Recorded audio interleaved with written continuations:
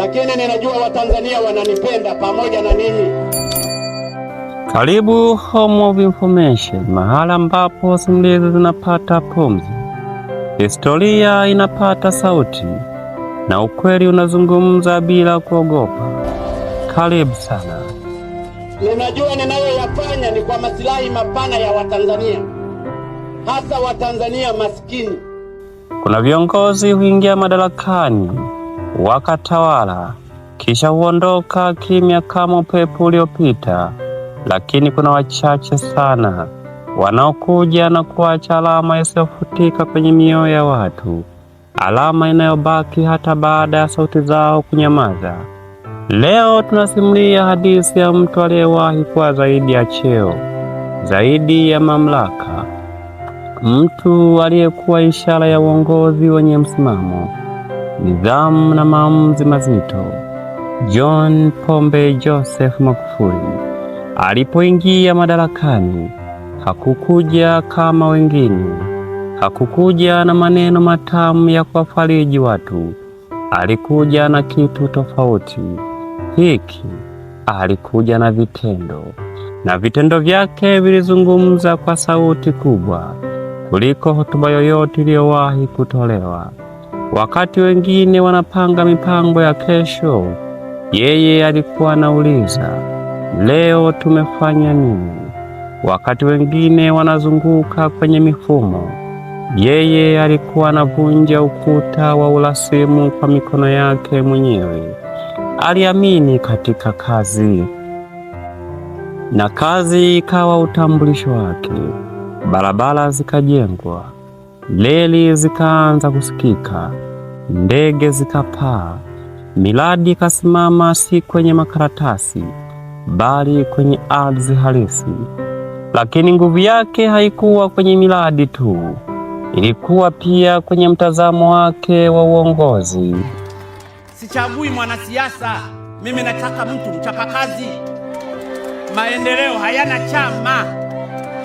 Uwe Chadema unahitaji umeme, uwe Kafu unahitaji umeme, uwe CCM unahitaji umeme, uwe hata huna chama unahitaji umeme. Na kila Mtanzania kwa utanzania wetu tunahitaji maendeleo. Alitaka wajibikaji uanze juu ili iwe mfano kwa walio chini. Alitaka kila nafasi iwe na maana, na kila kiongozi ajue kuwa cheo si heshima, kazi ndiyo heshima. Katika uongozi wake hapakuwa na katikati.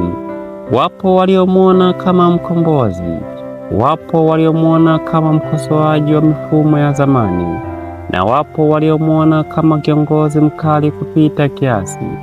Lakini jambo moja halikubadilika: hakuwahi kuwa wa kawaida. Historia haandikwi kwa siku moja, inaandikwa kwa matendo yanayojirudia. Na katika kurasa ya Tanzania, jina la John Pombe Joseph Magufuli limeandikwa kwa namna ambayo haliwezi kupuuzwa kirahisi. Alikuwa na ujasiri wa kusema kile wengi wanahofia kusema, na ujasiri wa kufanya kile wengi wanasita kufanya. Alisimama pale ambapo wengine wangepiga hatua nyuma. Na kama ilivyo kwa kila kiongozi mwenye nguvu, hakukosa changamoto, hakukosa ukosoaji, hakukosa mjadala. Lakini hata katikati ya yote hayo, aliendelea kusimama kwenye kile alichoamini. Kwa wengi alikuwa mfano wa kiongozi anayechukua hatua. Kwa wengine alikuwa somo la jinsi mamlaka yanavyoweza kubeba uzito mkubwa. Lakini kwa historia, alikuwa sehemu ya mabadiliko ambayo hayatasahaulika kirahisi. Maana nimesema wakati umebadilika sasa, hawa lazima tuwashughulikie. Na labda swali kubwa linabaki, je, uongozi wa kweli ni nini? Ni kusikiliza kila sauti, au ni kusimama kwenye maamuzi hata yanayopingwa? Ni kuwa mpole, au ni kuwa mkali kwa ajili ya matokeo? Kutoka kwake somo linaweza kuwa hili: Uongozi si nafasi ya kupendwa tu, ni jukumu la kufanya maamuzi magumu kwa ajili ya wengi.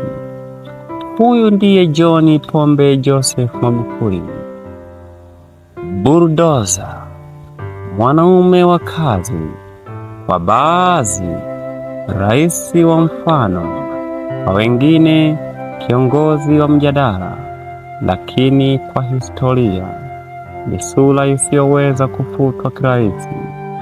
Hii ilikuwa home of information, mahala ambapo kila hadithi na uzito.